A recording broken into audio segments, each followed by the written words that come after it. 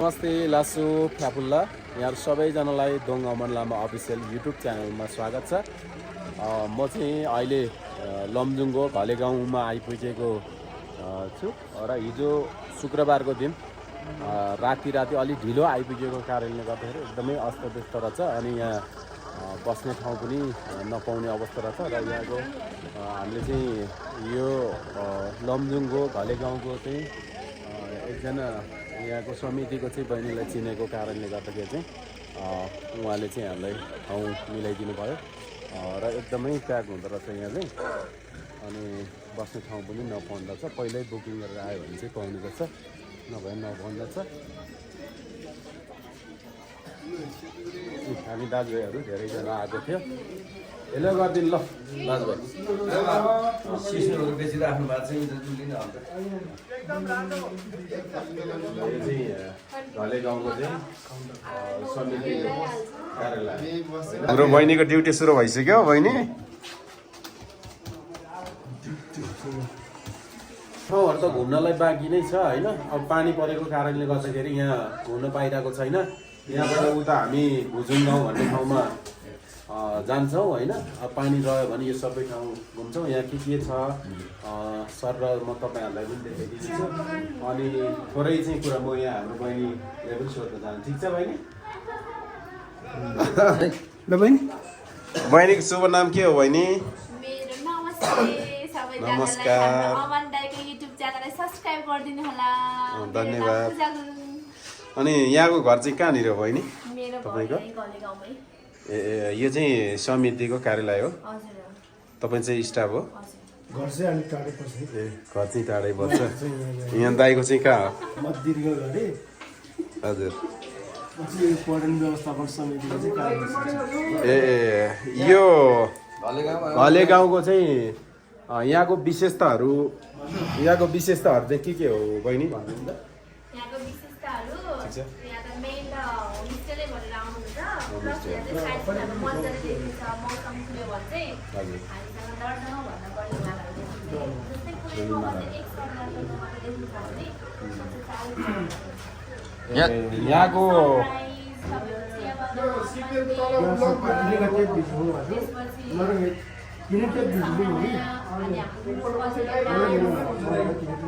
हामी त हिजो बेलुका अलिक ढिलो भएको कारणले हो कि हामीले त त्यस्तो खासै हेर्न पाएन त बहिनी। हजुर तपाईँको अहिले चाहिँ हाम्रो पहिला सयजनाको क्षमतासँग मात्रै भएको भ्रमण गर्थ्यो। हजुर यहाँ सुरु भएको चाहिँ कति भयो? सुरु त हाम्रो कन्सेप्ट चाहिँ 2056बाट 56बाट स्टार्टिङ चाहिँ हाम्रो 97बाट चाहिँ हजुर। धेरै यहाँ काठमाडौँबाट यहाँ चाहिँ कति छ किलोमिटर दूरी? काठमाडौँबाट भयो भने हाम्रो डुम्रेदेखि 42 किलोमिटर चाहिँ 20 छ। हजुर। 20देखि 24 किलोमिटर भयो। ए धेरै जस्तोलाई चाहिँ के हुन्छ भने गुनासो हुनसक्छ होइन। घले गाउँमा गइसकेपछि चाहिँ त्यहाँ खाना बस्नको व्यवस्था कस्तो होला र कति पर्छ होला भन्ने चाहिँ गुनासो हुनसक्छ होइन। त्यसमा चाहिँ के छ तपाईँहरू आधिकारिक धारणा? गुनासो भन्नुले अब विशेष गरी यो ठाउँमा चाहिँ हाम्रो क्षमता भनेको एक रातको चाहिँ 350 चाहिँ होमस्टेको। हजुर हजुर। सयजना चाहिँ होटलको। त्यो उसमा चाहिँ हामीसँग चाहिँ बुकिङ भयो आउने पाउनलाई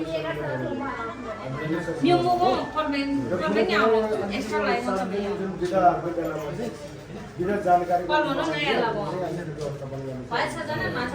ठिक छ। अनि यहाँ जस्तै एक रात बस्नको लागि खाना बस्नको लागि मोटामोटी कति पर्छ एउटा परिवारलाई अथवा व्यक्तिको हिसाबले हुन्छ कि कस्तो? यस्तो हुन्छ तपाईँको एक रातको चाहिँ त्यही 950 आउँछ बिहान ब्रेकफास्टसम्म। ए पर व्यक्ति पर पर्सन। अनि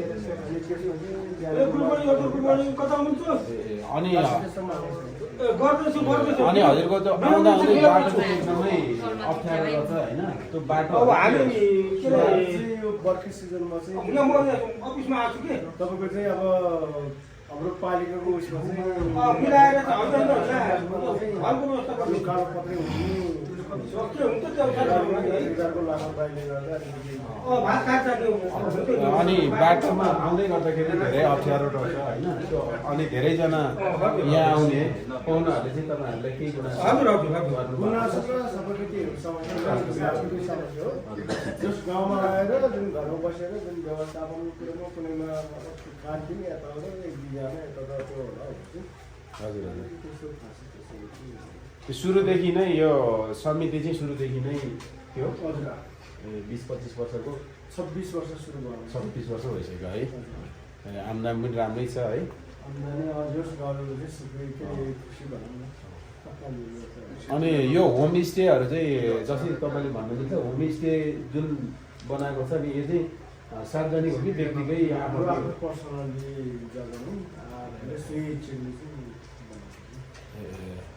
ल ठिक छ यहाँको शुभ नाम चाहिँ के भन्नुभयो दीर्घ गले यो पर्यटन व्यवस्थापन समितिको चाहिँ कार्य सचिव ए ल यहाँलाई पनि धेरै धेरै धन्यवाद है यहाँको विशेषताहरू मोटामोटी अघि पनि भनिसक्नु भयो होइन यहाँ कति घर छ भन्नुभयो होमस्टे चाहिँ हाम्रो 130 मा चाहिँ हाम्रो सञ्चालनमा 42 घर 42 घर छ है 42 घर चाहिँ सञ्चालन 3टा चाहिँ हाम्रो निजी होटल ल अनि यहाँ व्यवस्थापन समितिमा चाहिँ कतिजना हुनुहुन्छ व्यवस्थापन समिति भन्नाले हामी स्टाफ 3 जना छ एकजना लोकल गाइड एकजना बहिनी पूजा भइहाल्यो अनि म आफै चाहिँ पूजा बहिनी चाहिँ काउन्टरमा बस्नुहुन्छ हो अलिक भिडभाड पनि छ है भिडभाड भएको कारणले गर्दाखेरि सबै कुरा चाहिँ अब सोधेर सबै कुरा बुझाउनु पनि सकिँदैन माथि टाढातिर पनि हामी जानु बाँकी नै छ होइन के कसो दाजुभाइले पनि भिडियो गरिराख्नु भएको छ चाहनुहुन्छ भने 190 किलोमिटरसम्म आउनु होला ल हेर्नुहोस् राम्रो छ यहाँदेखि चाहिँ यो बस्तीमा जानुपर्ने छ गाडीहरू पार्किङ गर्ने ठाउँ चाहिँ यहाँ रहेछ होइन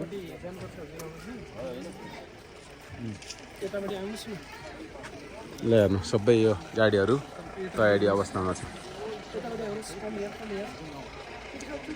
पानी परेन भने साथ दियो भने चाहिँ माथि डाँडाबाट सर र म यो एकचोटि तपाईँहरूलाई यो गाउँ देखाइदिनेछु यो के हो भाइ घुम पानी पर्दैन भने कसरी ओड्ने देखाउनु न एकचोटि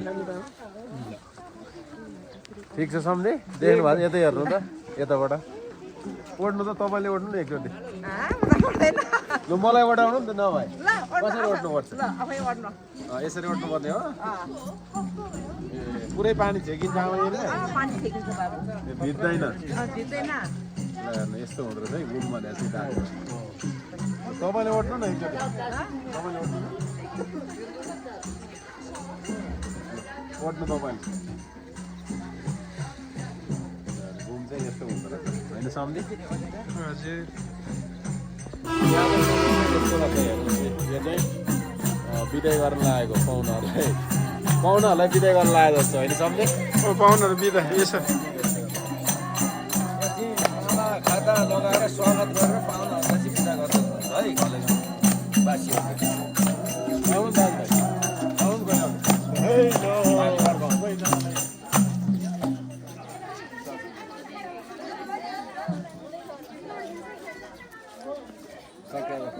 गऱ्यो त भुजुङ गाउँ चाहिँ कताबाट जाने होला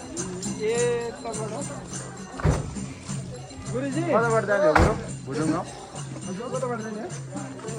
भुजुङ यताबाट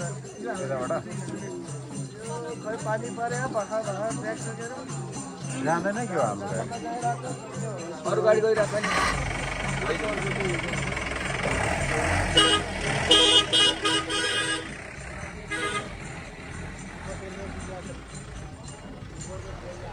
ल हेर्नुहोस् हामी चाहिँ यो होन्डाको क्रेटा गाडीमा आएको मेरो गाडीको बिजोग हेर्नु त हिजो पुरै हिलोमा फसेर है पुरै ठेल्नुपर्ने अवस्था आयो ठिक छ तैपनि यो गाडीले एकदमै साथ दिएको छ हामीलाई यो गाडीको सहारामा चाहिँ हामी यहाँ घले गाउँ आइपुगेको छु है ल हेर्नुहोस् यो गाडीमा हेर्नु न पानी हेर्नु त खोल्नु त अनि गाडीलाई पनि त माया गर्नु पऱ्यो नि होइन उसै के खटर खटर गरेर दाजु भाइ मलाई मोबिल पानी चेक नगरिकन खालि खटर खटर मात्रै कुदाउने भन्छ अहिले गाडीले बेला बेला मोबिल पानी पनि चेक गर्नु बुढाहरू नि हिँडेछ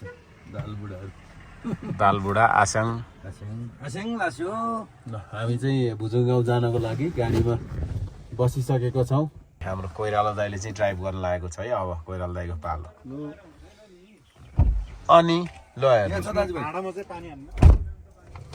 ल हेर्नु यहाँ चाहिँ यस्तो खतरा झर्ना रहेछ। यो चाहिँ मर्सङ्गी खोलाको नजिक है। यहाँले हेर्न सक्नुहुनेछ। यहाँ चाहिँ त्यो अग्लो माथिबाट चाहिँ झरेको हेर्नु त त्यस्तै झर्नु रहेछ। अब यो झर्न सकेपछि अन्तै जान लागेको छ होइन। खासै आज राम्रोसँग धेरै भिडियोहरू बनाउन पनि भ्याएन। पानी परेकै होइन, हल्का पानी परेकै छ। अनि बाटो पनि एकदमै अप्ठ्यारो रहेछ। बाटो अप्ठ्यारो भएको कारणले गर्दाखेरि हामी जहाँ जहाँ जान खोजेको थियो त्यहाँ चाहिँ जान पाइएन, जान सकेन। बाटो हिलो भएको कारणले गर्दाखेरि फर्किसकेको छ अहिले चाहिँ। आजको लागि यति नै गर्नु मलाई जस्तो लाग्यो भिडियो, किनभने अब यहाँ चार्ज पनि सकिन लागेको छ। तपाईँहरूले यो भिडियो कस्तो लाग्यो होइन, तपाईँहरूले पनि सल्लाह सुझाव दिनु होला। सकेसम्म तपाईँहरूलाई पनि भिडियोबाट नै मनोरञ्जन दिउँ कि भन्ने हिसाबले चाहिँ मैले भिडियो बनाइरहेको हो है। झन्डै लडेको अघि यो झर्नामा जाँदाखेरि ल हेर्नुहोस्, एकदमै यो हाइवेबाट पनि नजिकै छ। त्यस्तो खासै अप्ठ्यारो बाटो त छैन यो झर्ना जानको लागि है। ल तपाईँहरू सबैजनालाई धेरै धेरै धन्यवाद भिडियो हेरिदिनु भएकोमा। फेरि पनि म समय मिलेछ भने अर्को भिडियोमा चाहिँ तपाईँहरूसँग भेट्ने कोसिस गर्नेछु। अर्को पनि म भिडियो बनाउने कोसिस गर्नेछु होइन। कहाँ कहाँ पुग्छ हेर्दै गर्नु होला है। ल सबैजनालाई बाई बाई। सबैजनाको दिन शुभ रहोस् होइन। यति भन्दै आजको लागि तपाईँहरूबाट बिदा लिन चाहन्छु। Okay by by. आमै यो के हो आमै? घुम पानी पर्दैन भने कसरी ओड्ने देखाउनु न एकचोटि। ठिक छ सम्झे देख्नु भएको यतै हेर्नु त यताबाट ओड्नु त तपाईँले ओड्नु न एकचोटि।